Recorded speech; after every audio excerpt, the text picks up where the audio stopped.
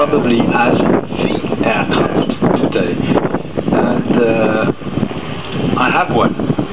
And the other day, after the Paris Air Show, David Scott, who was the commander of Apollo 15 and big test pilot and everything, Dave Scott told me, I don't fly anymore.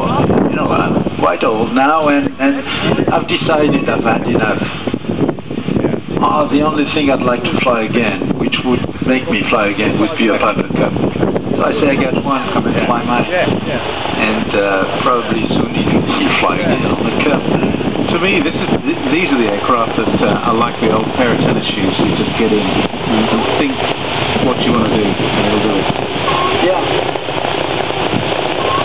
And at the same time, the Cub uses a Cub with a 90 horsepower engine. These ones, I don't know if they have 65 horsepower or 90, but they eat something like 4 gallons per hour. It's not that much.